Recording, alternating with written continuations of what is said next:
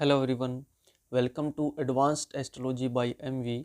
और आज की इस वीडियो में हम डिटेल में चर्चा करेंगे ऋषभ पंत की कुंडली के बारे में।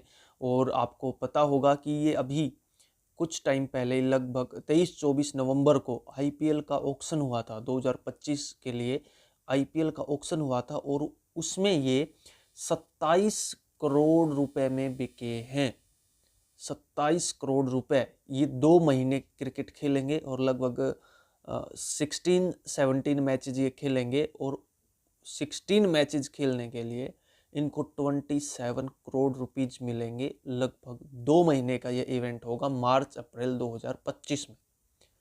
ठीक है, तो आज हम इनकी कुंडली का एनालिसिस करने वाले हैं कि इनको ये सबसे महंगे प्लेयर बिके हैं। आज तक के आईपीएल इतिहास में सबसे महंगे प्लेयर बिके हैं ये 27 करोड़ रुपए में।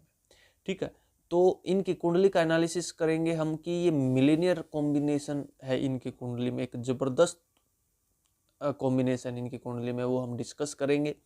ठीक है, और करंट ट्रांजिट, देखिए कुंडली में योग है, मान लीजिए किसी की कुंडली में शादी का योग है, उसने पंडित जी से पूछा, एस्ट्रोलॉजर से पूछा कि मेरी शादी कब होगी या नहीं होगी। पंडित जी ने बता दिया कि हाँ आपकी शादी जरूर होगी। तो उसका अगला सवाल होगा कि कब होगी। तो पहले तो हम देखेंगे कि इनकी कुंडली में मिलीनियर कॉम्बिनेशन है, लेकिन वो मैनिफेस्ट कब होगा। इंसान अपने करियर के हाईएस्ट पीक पॉइंट पे कब पहुंचता है, वो करियर की ऊंचाइयों को कब छूता है। ठीक है, तो वो प्रेडिक्ट करना आना चाहिए। ठीक है, तो ये अभी इसी दौरान 27 करोड़ में क्यों बिके। पहले भी 4-5 साल से ये आईपीएल खेल रहे हैं, तब इतनी महंगी बोली क्यों नहीं लगी। ठीक है, यही टाइम क्यों चुना यूनिवर्स ने इनको देने के लिए 27 करोड़। तो वो हम डिस्कस करेंगे कि करंट ट्रांजिट जो है वो बहुत ज़्यादा फेवरेबल चल रही है इनकी। और उससे भी बड़ा क्वेश्चन ये है कि 27 करोड़ में जिस फ्रेंचाइज ने इनको खरीदा है, लखनऊ सुपर जायंट्स ने, क्या उनकी उम्मीदों पर ये खरा उतर पाएंगे।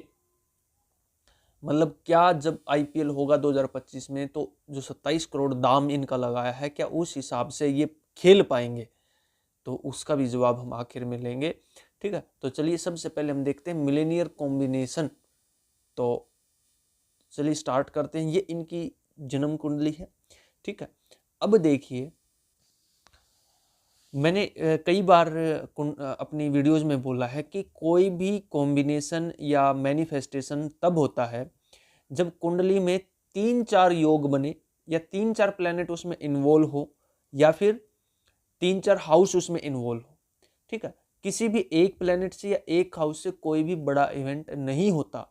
हमें चार्ट की पूरी एनर्जी को पढ़ना पड़ता है, पूरी एनर्जी को समझना पड़ता है। अगर पूरी एनर्जी एक ही डायरेक्शन में फ्लो कर रही है, अच्छी डायरेक्शन में फ्लो कर रही है, तो उसकी लाइफ बहुत अच्छी हो जाती है। अगर बहुत बुरी डायरेक्शन में है 3-4 कॉम्बिनेशन, तो बहुत बुरी हो जाती है। 2-4 अच्छे कॉम्बिनेशन है, 2-4 खराब कॉम्बिनेशन है, तो लाइफ थोड़ी सी बैलेंस चलती है। ठीक है, जो कि मैक्सिमम लोगों के साथ होता है। तो अब देखिए, एक एक करके मैं कम से कम 7-8 चीजें आपको बताने वाला हूं इनकी कुंडली में, जो कि ब्रिलियंट कॉम्बिनेशन है। इसीलिए सबसे पहले देखिए, आपकी लाइफ में या आपकी कुंडली में सबसे ज्यादा इंपॉर्टेंट फर्स्ट हाउस है, और फर्स्ट हाउस का लॉर्ड है। ठीक है, असेंडेंट लॉर्ड जिसको हम बोलते हैं, फर्स्ट हाउस का जो स्वामी है, वो सबसे ज्यादा इंपॉर्टेंट प्लेनेट होता है। उसकी पोजीशन, उसकी सिचुएशन, उसके आसपास के प्लेनेट, वो किस राशि में गया है, किस भाव में गया है, वो सबसे ज्यादा इंपॉर्टेंट होता है। तो इनका असेंडेंट लॉर्ड देखिए मरकरी, बुध, क्योंकि ये जेमिनाई असेंडेंट है। ठीक है, मिथुन राशि इनके लगन में है। अब उसका स्वामी होता है बुध। अब वो कहां पे गया है, वो गया है फोर्थ हाउस में। अब फोर्थ हाउस आपको पता है सुख, समृद्धि, ऐशो आराम, लग्जरी, व्हीकल, इन सब का होता है। ठीक है, बिन मांगे सुख मिलता है, इजी लाइफ होती है ऐसे इंसान की जिसका भी लग्नेश फोर्थ हाउस में होगा। लेकिन इनका लग्नेश इतना खास क्यों है। इनका लग्नेश इसलिए खास है क्योंकि इनका लग्नेश फोर्थ हाउस में तो है, लेकिन एग्जोल्टेड है, उच्च का है, तो उसकी पावर और ज्यादा बढ़ गई। ठीक है, क्योंकि बुध आपको पता होगा कन्या राशि में उच्च का होता है, एक्सोल्टेड होता है। मरकरी एक्सोल्टेड होता है वर्गो साइन में, ठीक है। और साथ में इसके बैठ गया सूर्य भी, सूर्य इसके साथ बैठ गया तो उस चीज को और ज्यादा फैला देगा, ठीक है। और ये बुध आदित्य योग भी बोला जाता है, केंद्र में बन रहा है और बुध उच्च का है, तो इसीलिए ये असेंडेंट लॉर्ड अगर अच्छा हो जाए ना, आपका फर्स्ट हाउस का मालिक, पहले भाव का मालिक अगर बहुत अच्छी पोजीशन में है, तो आप ये मान के चलिए आपकी लाइफ की 50% प्रॉब्लम सोल्व हो जाती है, एंड वाइस वर्सा। अगर खराब है तो 50% आप फंस जाते हो।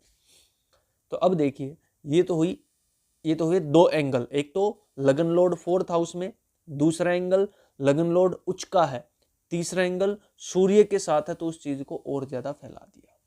अब पैसे के लिए चौथा पॉइंट सुनिए, पैसे के लिए सबसे ज्यादा इंपॉर्टेंट हाउस होते हैं second house and 11th house और उनके मालिकों की स्थिति।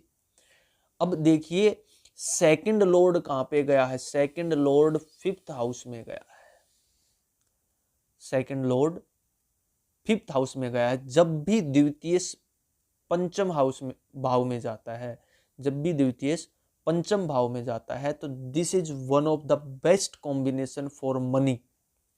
ये राजयोग है, ये बहुत बड़ा राजयोग है जब भी द्वितीय आपके पंचम हाउस में जाता है, ठीक है। इनकी कुंडली में बढ़ क्यों गया, क्योंकि द्वितीय पंचम हाउस तो बहुत सारे लोगों की कुंडली में मिलेगा, उनके पास भी पैसा मिलेगा, लेकिन ये अरबपति क्यों बन गए, करोड़पति क्यों बन गए? रीजन इनका लग्नेश बली है। और भी अभी देखिए, और भी बहुत कुछ बाकी है द्वितीय पंचम हाउस में, और वो भी किस राशि में? तुला राशि में, शुक्र की राशि में, शुक्र की राशि में। उसके बाद सुनिए, ये था चौथा पॉइंट। पांचवा पॉइंट सुनिए, एकादश भाव का स्वामी शुक्र के साथ है, द्वितीय शुक्र की राशि में है, पंचम हाउस में है, और एकादश हाउस, एकादश भाव का स्वामी शुक्र के साथ है। अगेन उस चीज को और ज्यादा बढ़ा दिया, और वो भी मंगल है, मार्स है, एबिलिटी दिखाएगा, अपना पोटेंशियल से गेन करेगा चीजों को, मेहनत से गेन करेगा चीजों को, ठीक है। ये था पांचवा पॉइंट, ठीक है। और सुनिए, चंद्र कुंडली से और देख लेना बहुत ज्यादा जरूरी हो जाता है। अगर आप एक्यूरेट प्रेडिक्शन करना चाहते हो तो चंद्र कुंडली बनाकर उसको एनालाइज करना कभी भी मत भूलना, ठीक है। तो यहाँ पे हम सिर्फ मनी वाइज देख रहे हैं चीजों को, तो इसलिए हम चंद्र कुंडली से केवल सेकंड हाउस और 11th हाउस देखेंगे, और चंद्र कुंडली से जो चंद्रेश बनेगा, यानी चंद्र लग्न का स्वामी, उसकी पोजीशन देखेंगे।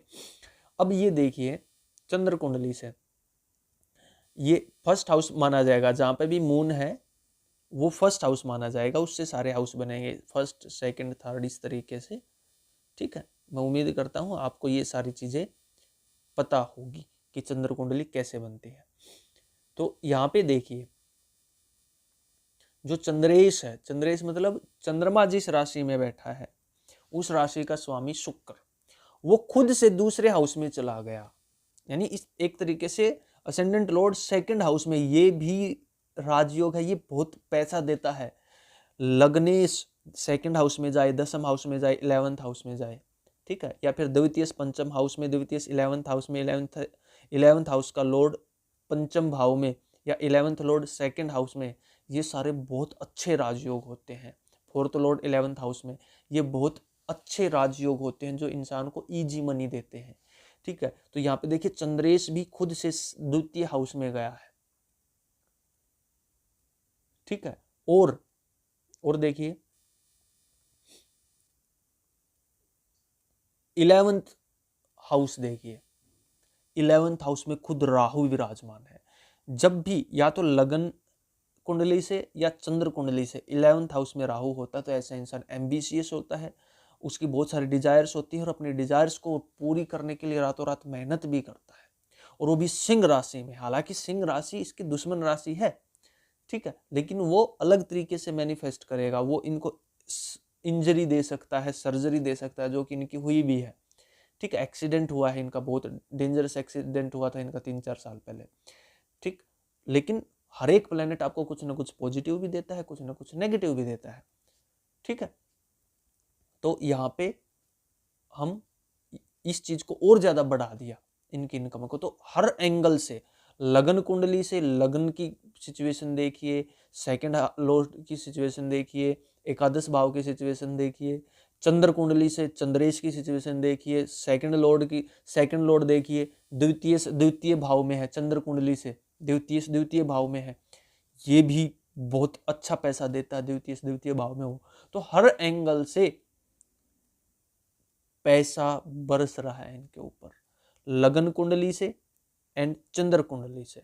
लग्नेश सेकंड लॉर्ड 11th लॉर्ड देखिए कहाँ पे बैठा है, कैसी सिचुएशन में बैठा है, वहां से आप अंदाजा लगा सकते हो। अब इसी टाइम पे क्यों मिला इनको, गोचर की बात कर लेते हैं। तो अब देखिए, जो फिलहाल शनि है ना, आपको पता होगा शनि कुंभ राशि में गोचर कर रहा है, यानी इनके नेटल प्लेनेट से केतु के ऊपर से, नेटल प्लेनेट के केतु के ऊपर से। अब मैक्सिमम लोग क्या बोलते हैं, जब भी केतु शनि के ऊपर से जाए या शनि केतु के ऊपर से जाए, तो लोग बोलते हैं कि प्रोफेशन छूटता है, जॉब छूटती है या चेंज आता है। जरूरी नहीं है। आप ये देखिए कि क्या वो एक योग कारक प्लेनेट है। शनि देखिए इनके 10th हाउस में बैठा है, ठीक है, और नवमेश 10th में गया है। जब भी त्रिकोण का स्वामी केंद्र में जाए तो वो एक राजयोग बनता है। त्रिकोण का स्वामी केंद्र में जाए तो इनका देखिए शनि त्रिकोण का स्वामी केंद्र में गया है और वो भी 10th हाउस में गया है, तो शनि इनका योग कारक प्लेनेट है। और यहाँ पे जब भी शनि केतु के ऊपर से जाएगा ना, तो केतु शिखर को दिखाता है, चोटी को दिखाता है, तो शनि प्रोफेशन को दिखाता है। तो ऐसा इंसान उस टाइम पे अपने प्रोफेशन की चोटी पे पहुंचता है, शिखर पे पहुंचता है, और वही इनके साथ भी हुआ है, क्योंकि शनि इनकी कुंडली में योग कारक प्लेनेट है, ठीक है। हमेशा शनि केतु के ऊपर से जाएगा तब जॉब छूटेगी नहीं, वो आपको शिखर पे भी ले जा सकता है, ठीक है। और सुनिए, जो जुपिटर का गोचर है, जुपिटर का गोचर फिलहाल वृष राशि से हो रहा है और ये वक्री है, जुपिटर वक्री है, ठीक है। जब भी कोई भी प्लेनेट वक्री होता है तो पीछे की तरफ जाने लगता है और पिछले हाउस का वो रिजल्ट कुछ हद तक देने लगता है। तो यहां देखिए, चंद्रमा से जब हम देखेंगे तो 7th हाउस में गया, बहुत बेस्ट कॉम। जब भी जुपिटर चंद्रमा से या लगन से 7th और 11th में जाएगा, उससे बेटर टाइम आपके लिए नहीं हो सकता, उससे बेटर टाइम आपके लिए नहीं हो सकता। तो यहां से देखिए, लगन से 11th हाउस में जुपिटर माना जाएगा क्योंकि वक्री है, पिछले घर के रिजल्ट देने लगता है, और मून से 7th हाउस में है। तो और शनि का गोचर केतु के ऊपर से। और सुनिए, केतु का गोचर कहां से जा रहा है ये भी देखिए। केतु का गोचर फिलहाल कन्या राशि से जा रहा है, पता होगा आपको। तो केतु का गोचर कन्या राशि से इनके लग्नेश के ऊपर से जा रहा है, जो कि एक्सोल्टेड है और सूर्य के साथ है। हालांकि जब भी लग्नेश के ऊपर से केतु जाता है ना, तो ऐसा इंसान मोह माया को त्याग देता है। मैक्सिमम टाइम लोगों के साथ ही होता है, वो अच्छा टाइम नहीं होता जब भी केतु लग्नेश के ऊपर से जाएगा। लेकिन इनके साथ अच्छा क्यों हुआ, क्योंकि इनका लग्नेश पावरफुल पोजीशन में है, एक्सोल्टेड है और 4th हाउस में है, इसलिए इनको पॉजिटिव रिजल्ट्स मिले हमेशा। क्योंकि एस्ट्रोलॉजी ऐसे नहीं है कि आपने कोई भी 10 सूत्र पढ़ लिया और उससे आप कंप्लीट प्रेडिक्शन कर दोगे। प्रैक्टिस करनी पड़ती है, आपको देखना पड़ता है, चीजों को समझना पड़ता है, तब जाकर एक्यूरेट प्रेडिक्शन होगी, ठीक है। तो यहाँ पे 3 जो बड़े प्लेनेट हैं, जुपिटर, शनि का गोचर केतु के ऊपर से, और केतु का गोचर लग्नेश के ऊपर से, जो कि एक्सोल्टेड है और 4th हाउस में है, इसलिए ये इनका बेस्ट टाइम रहा, इसलिए इनको बेस्ट प्राइस मिला आज तक का आईपीएल इतिहास में। लेकिन अब सबसे बड़ा सवाल ये है कि क्या ये जो इनको कीमत मिली है, क्या उसका ये भुगतान कर पाएंगे, मतलब उस हिसाब से ये परफॉर्म कर पाएंगे। तो अगर मैं सीधे शब्दों में बोलूं तो उसका जवाब है नहीं। इनके लिए प्रॉब्लम बहुत ज्यादा बढ़ने वाली है, क्योंकि मार्च अप्रैल 2025 में आईपीएल होगा, और उस टाइम का जो दशा गोचर मैंने देखा है, इनके लिए बहुत ज्यादा प्रॉब्लमेटिक होने वाला है। क्यों? क्योंकि देखिए, जब इनकी बोली लगी थी तब जुपिटर वक्री था, लेकिन जब आईपीएल स्टार्ट होगा मार्च अप्रैल 2025 में, तब वो मार्गी हो चुका होगा। और जब वो मार्गी होगा तो चंद्रमा से वो 8वें घर में चला गया और लगन से वो 12th हाउस में चला गया। सबसे ज्यादा बेकार कॉम्बिनेशन होता है ये। प्रोफेशन में, वर्क प्लेस पे बहुत ज्यादा बर्डन बढ़ जाता है और इंसान अपनी फुल पावर से काम नहीं कर पाता। ठीक है। और शनि भी 30 मार्च के बाद यहां से निकल के सैटर्न के ऊपर से चला जाएगा। शनि का गोचर शनि के ऊपर से होगा, प्रॉब्लम बढ़ेंगी। 30 मार्च के बाद से प्रॉब्लम और ज्यादा बढ़ जाएंगी, क्योंकि लगभग 15 मार्च के आसपास से आईपीएल स्टार्ट होगा। शुरू के 2 हफ्ते 3-4 मैच खेलेंगे, ये 4-5 मैच खेलेंगे। लोगों को लगेगा चलो कोई नहीं, स्टार्टिंग है, अगले मैच में करेगा, अगले मैच में करेगा, लेकिन लगातार फ्लॉप होंगे। ये वीडियो सेव रख लेना। ऋषभ पंत का नेक्स्ट आईपीएल सबसे बेकार आईपीएल हो सकता है ऋषभ पंत के लिए और उनकी टीम के लिए। ठीक है। जो 27 करोड़ में उनकी बोली लगी है, वो भी ग्रहों की देन थी, प्लैनेट्स की देन थी। जो उनका खराब परफॉर्मेंस आएगी वो भी प्लैनेट्स की देन होगी। ठीक है। तो उम्मीद करता हूं मैं आज की वीडियो में आपको काफी कुछ सीखने को मिला होगा। ठीक है। ऐसी और वीडियोज के लिए चैनल को सब्सक्राइब कीजिए। अगर आपके मन में कोई कंसल्टेशन है या फिर आप एस्ट्रोलॉजी सीखना चाहते हो, कोर्स करना चाहते हो, तो दिए गए नंबर पर आप मेरे से कांटेक्ट कर सकते हो कंसल्टेशन के लिए और कोर्स के लिए। मिलते हैं अगले वीडियो में। आज के लिए इतना ही। जय श्री राम।